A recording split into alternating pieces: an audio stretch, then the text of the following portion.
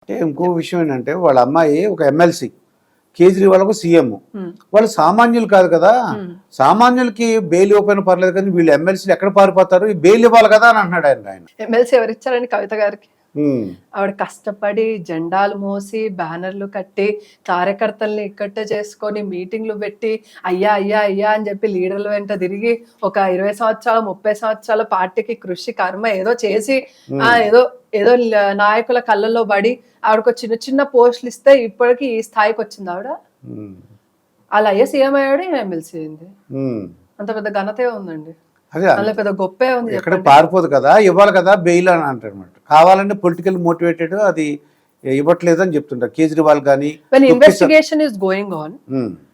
నేను కొంచెం అన్నము పొయ్యి మీద పెట్టానండి, మాడిపోయేలా ఉంది, కొంచెం బెయిల్ ఇవ్వరా, ఇల్లు అన్నం దింపేసి వస్తా అంటే ఇవ్వరు. అవునండి, ఇలాంటి సిల్లీ సీజన్లు చెప్తే పనికిరాదండి. Okay, when there is some investigation going on, when you are accused, ఈ పలానా కేసులో ఈమె నిందితురాలు, పట్టుకున్న వాళ్ళందరూ కూడా ఈమె పేరు చెప్తున్నారు కాబట్టి ఒక ఇన్వెస్టిగేషన్ నడుస్తున్నప్పుడు బెయిల్ ఎందుకు ఇస్తారు? When you are investigating bail ఎందుకు ఇస్తారు? దేనికి ఇవ్వాలి? వాళ్ళ అబ్బాయి ఎగ్జామ్స్ ఉన్నాయంటే మీకు బెయిల్ ఇవ్వాలంట, ఈమె గర్భసంచిలో ఇప్పుడే కొత్తగా సమస్య వచ్చిందంట బెయిల్ ఇవ్వాలంట, లేకపోతే రేపు ఇంకా ఏమంటారు నా తల జుట్టు తెల్లగా అయిపోతుంది కొంచెం రంగు వేసుకోవాలి బెయిల్ ఇవ్వండి అనే స్టేజ్ లో కవిత వెళ్ళిపోతుంది. తను తప్పు చేసింది, ఇట్ కర్మ విల్ పే, తను ఇప్పుడు అది ఫేస్ చేయాల్సిందే, ఇంకా తప్పదు. 2014లో ఎలక్షన్ ముందు ఏం చెప్పారంటే 2014లో కేసీఆర్ గారు ఆంధ్రప్రదేశ్లో జగన్ గారు అధికారంలోకి వస్తారని చెప్పారు. మళ్ళీ 2024లో కూడా మొన్న ఇంటర్వ్యూలో తనకి ఇన్ఫర్మేషన్ ఉంది మళ్ళీ జగన్ రెండోసారి గెలుస్తారని చెప్తున్నారండి. ఆయన జ్యోతిష్యం కరెక్ట్ అవుతుందంటారా? ఆయనకు అంత జ్యోతిష్యం వస్తే ఆయన పార్టీ ఎందుకు గెలవలేకపోయింది? ఫస్ట్ ఆయన జాతకం ఒకసారి చెక్ చేసుకుంటే, నక్షత్రం డేట్ మళ్ళీ చూసుకొని కుండలి వేసుకొని ఒకసారి కేసీఆర్ గారు మీ జాతకం మీరు ఫస్ట్ చెక్ చేసుకోండి, ఆంధ్రాలో పవన్ కళ్యాణ్ గారు చూసుకుంటారు, మీరు టెన్షన్ పడకండి, మీ భవిష్యత్ ఏంటి అసలు తెలంగాణ రాష్ట్రంలో చూసుకోండి. కారు షెడ్కి వెళ్ళిపోయింది ఆల్రెడీ, జెండాలన్నీ చెత్త కుప్పలో పడిపోయాయి, ఇంకా మీరు మీ పాత సామాల బ్యాచ్ అంతా ఉంది, వీళ్ళు కూడా మెల్లమెల్లగా వెకేట్ చేస్తారు ఈ తెలంగాణ స్టేట్ ని. ఫస్ట్ మీ రాష్ట్రంలో మీ పరిస్థితి ఏంటి, మిమ్మల్ని ప్రజలు ఏ స్థాయిలో పెట్టారు, అసలు మీ స్థాయి ఏంటి ముందు మీ రాష్ట్రంలో, అది చూసుకున్న తర్వాత పక్క రాష్ట్రం గురించి మాట్లాడితే చాలా అద్భుతంగా ఉంటుందని నా ఉద్దేశం. ఎందుకంటే అక్కడ ప్రజలు ఎలాంటి సమస్యలు పడుతున్నారు, వాళ్ళకి ఒక ఇంత వ్యతిరేకత అనేది ఉంది, అక్కడ ఎలయన్స్ ఉంది, కొట్లాడుతున్నారు, ఫస్ట్ మీ రాష్ట్రంలో మీరు చూసుకోండి కదా, తర్వాత దేశ రాజకీయాలకి బేసిక్గా వెళ్ళొచ్చు. ఎందువల్ల అంటారు జగన్ అంటే ఇష్టపడుతున్నారు ఆయన?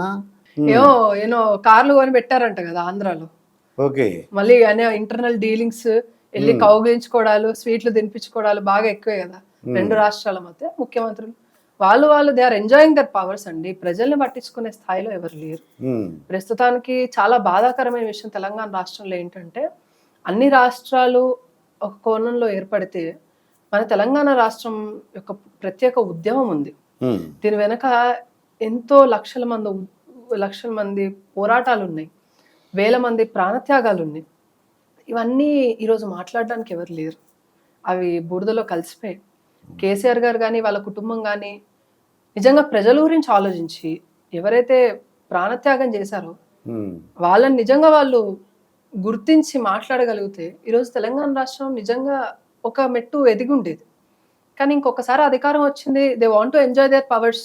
అహంకారం తలకెక్కిన అహంకారం కేటీఆర్ గారిది, కేసీఆర్ గారిది.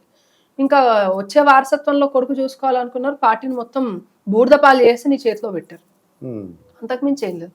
ఈరోజు బాధాకరం ఏంటనంటే, అసలు ఈ తెలంగాణ రాష్ట్రం గురించి, దాని ఉద్యమం గురించి, దీని ఊపిరి గురించి మాట్లాడడానికి ఏ నాయకులు లేరు. ఆ రోజు ఎవరైతే తెలంగాణ రాష్ట్రం అడిగినందుకు కాల్చి చంపేసిన కాంగ్రెస్ ప్రభుత్వం ఉందో దాన్ని తీసుకొచ్చి మనం నెత్తి మీద పెట్టుకున్నాం, కేవలం ఉచిత బస్సు ఇస్తుందన్న ఒకటే ఒక కారణం మీద. అంటే తెలంగాణ రాష్ట్రంలో ప్రజలు ఎంత దిగజారి ఆలోచిస్తున్నారో నాకు ఇప్పుడు అర్థమైంది. అంటే ఎలాంటి పార్టీని మనం తీసుకొచ్చి మళ్ళీ అధికారం చేతిలో పెట్టాము అంటే, ఇన్ని సంవత్సరాల ఉద్యమం చేసింది దేని గురించి, ఎవరికి వ్యతిరేకంగా చేశాము, దేని గురించి చేశాం, ఎవరు మన గోసను వినిపించుకోలేదు కదా ఆనాడు.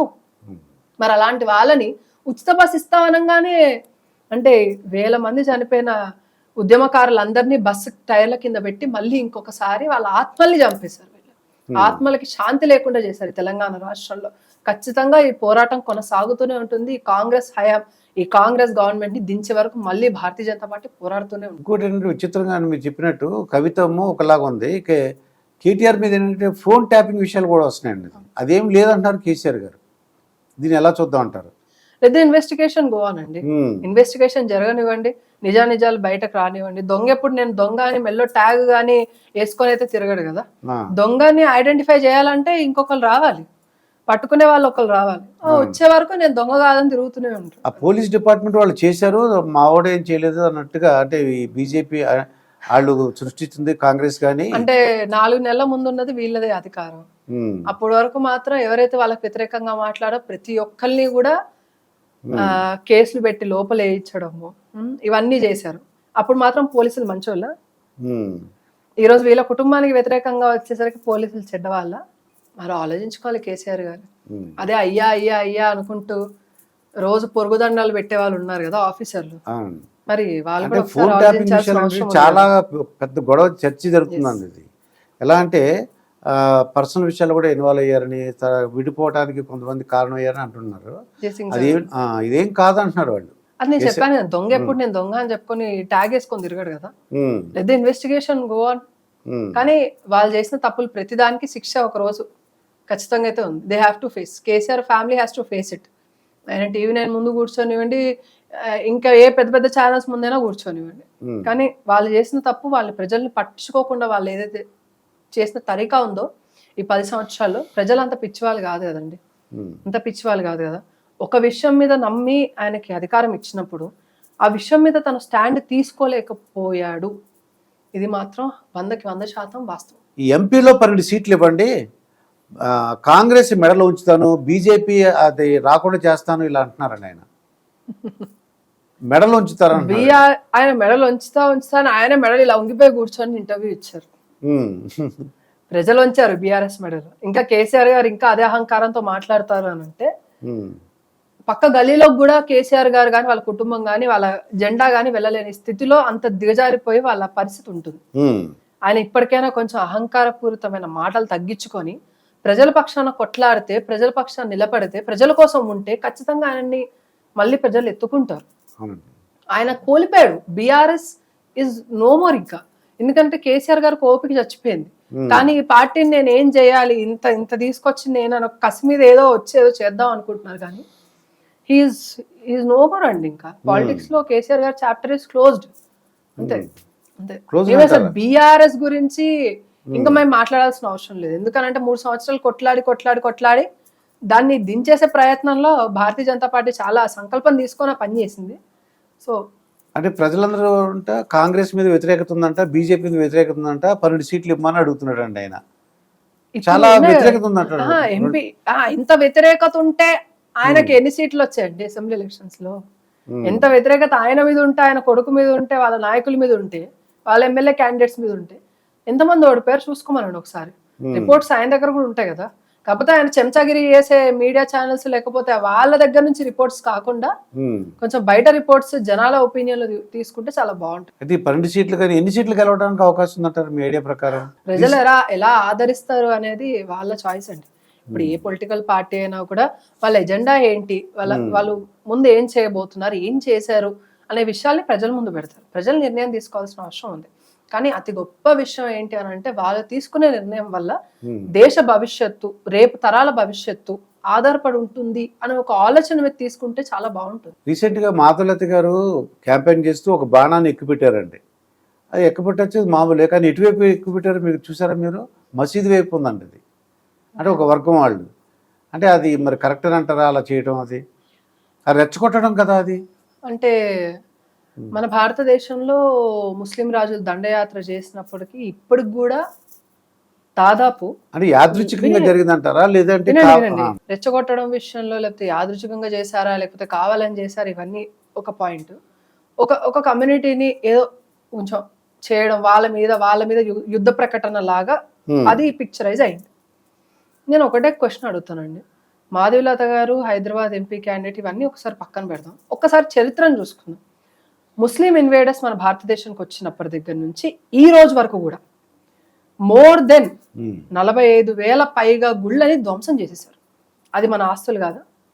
మనం వాళ్ళు ఎక్కువ పెట్టలే మన గుళ్ళ వైపు, ధ్వంసమే చేసేసారు పూర్తిగా. మనం దైవారాధన చేసుకునేవి కొలాప్స్. మన పుస్తకాలు కొలాప్స్, మన ఎడ్యుకేషన్ కొలాప్స్. మరి దీని గురించి కూడా మాట్లాడితే బాగుంటుంది కదండి అపోజిషన్ పార్టీస్ వాళ్ళు. ఉమ్. మేము యుద్ధ ప్రకటన చేసాం, బాగానే ఉంది. మరి వాళ్ళు యుద్ధాన్నే చేసి మొత్తం మా సర్వ ఏమంటారు మేము పూజించేవన్నీ విగ్రహాలు కానీ అన్నిటిని ధ్వంసం చేసేసినప్పుడు దానికి ఎవరు సమాధానం చెప్పాలి? అప్పుడు మేము ఎంత రెచ్చిపోవాల్సిన అవసరం పడేది? Um. They have to answer this. అది పద్ధతి కాదు. మీరు ఎలక్షన్ క్యాంపెయిన్ చేసుకోవచ్చు, ఇలా చేయకూడదు కదా. ఒక వర్గాన్ని వాళ్ళని రెచ్చగొట్టేలాగా. మరి ఓవైసీ గారు కూడా 15 నిమిషాలు పోలీసులు తప్పుకుంటే హిందువుల యొక్క బతుకులు ఏంటో నేను చూపిస్తాను అని అన్నాడు కదా. ఉమ్. మరి అది కూడా ఒక వర్గాన్ని రెచ్చగొట్టినట్టే కదా. మరి ఆయన్ని కూడా కొంచెం ఎలక్షన్ కమిషన్ వాళ్ళతో చెప్పి ఆ కైట్ ఏదైతే ఉందో దాన్ని తీపిచ్చేస్తే బాగుంటుందేమో అని నా ఒపీనియన్. ఓకే. మీరేమంటారు? ఉమ్. బాగుంటుందేమో. బాగుంటుంది.